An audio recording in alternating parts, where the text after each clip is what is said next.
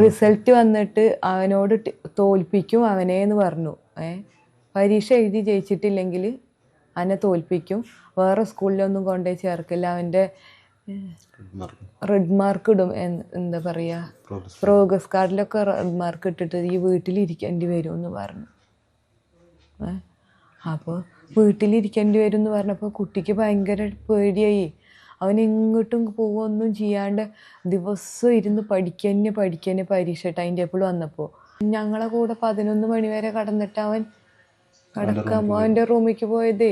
അവന് പ്ലാറ്റിനത്തിലാണ് ട്യൂഷന് ചേരുന്നതെന്നൊക്കെ പറഞ്ഞതാണ്. ബോയ്സ് സ്കൂളിലേക്ക് മാറിയിട്ട് പ്ലാറ്റിനം അതിലാണ് ട്യൂഷന് പോകണം. അപ്പോൾ സ്കൂളിൻ്റെ അടുത്തുനിന്ന് നടന്നു പോകുമ്പോൾ അതല്ലേ സുഖം. അപ്പോൾ ഞാൻ അവിടേക്കാണ് സ്കൂളിൽ നിന്ന് തന്നെ അങ്ങോട്ട് ചേർന്ന ചെല്ലുന്നതെന്നൊക്കെ പറഞ്ഞതാണ്. എന്നിട്ട് എന്തേ കാട്ടി. നമസ്കാരം, സ്പോട്ട് ലൈവിലേക്ക് സ്വാഗതം.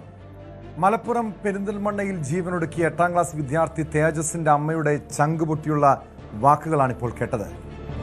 മകൻ്റെ മരണത്തിന് ഉത്തരവാദികൾ സ്കൂളിലെ അധ്യാപകരെന്നാണ് കുടുംബം പറയുന്നത്.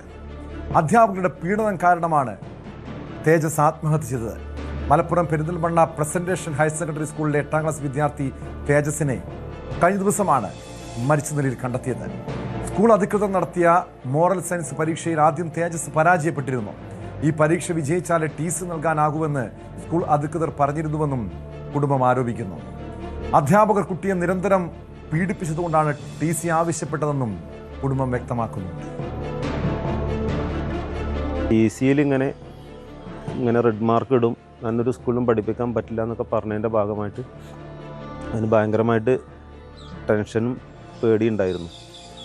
അപ്പോൾ അതിൻ്റെ ഭാഗം ടീച്ചർമാരുടെ ഈ ഭീഷണിയും ഈ പ്രിൻസിപ്പളുടെയും ഈ ജിഷ മിസ്സും പിന്നെ വേറൊരു മിസ്സും കൂടി ഉണ്ട്, എൻ്റെ പേര് എനിക്ക് കറക്റ്റ് ജിജിയോ അങ്ങനെ എന്താണ് തോന്നുന്നുണ്ട്, അവരുടെയൊക്കെ ഒരു ഭീഷണി മൂലമാണ് എൻ്റെ കുട്ടി ഇങ്ങനെ ചെയ്തിട്ടുള്ളതെന്നാണ് ഞാൻ ബലമായി സംശയിക്കുന്നത്. വേറെ വീട്ടിലോ വേറൊരു പ്രശ്നങ്ങളോ ഇല്ലാത്ത കുട്ടിയാണ്. വീട്ടിൽ അങ്ങനെ ഒരു വാശിയോ കുറുമ്പൊന്നും കാട്ടിയിട്ടില്ല, ഒരു കുഴപ്പമുണ്ടായിട്ടില്ല. ടീച്ചറുടെ പ്രിൻസിപ്പാളുടെയും ഈ നടപടി കാരണം തന്നെയാണ് ചെയ്തിട്ടുണ്ടെന്നാണ് നമ്മൾ ഉറച്ച് വിശ്വസിക്കുന്നത്. അല്ലാതൊരു കാരണം കുട്ടിക്ക് ഇതുവരെ ഞങ്ങളുടെ ഭാഗത്തുനിന്നോ വേറെ ഭാഗത്തുനിന്നോ ഉണ്ടായിട്ടില്ല. അതുപോലെ തന്നെ സ്കൂളുകാർ ഇവൻ്റെ മരണത്തിന് ശേഷം സ്കൂളിൻ്റെ ഗ്രൂപ്പിലോ ഒരു ഇതിലോ ഒരു അനുശോചനം പോലും രേഖപ്പെടുത്തിയിട്ടില്ല. അവൻ്റെ കൂടെ പഠിക്കുന്ന ഒരുപാട് വിദ്യാർത്ഥികൾ ഇത് അറിഞ്ഞതിന് ശേഷമാണ് പിന്നെ നമ്മളോട് കോൺടാക്ട് ചെയ്യണതും അവർ അന്ന് അറിഞ്ഞില്ല, സ്കൂളുകാർ ഞങ്ങളെ അറിയിച്ചില്ല എന്നൊക്കെ പറയുകയുണ്ടായി.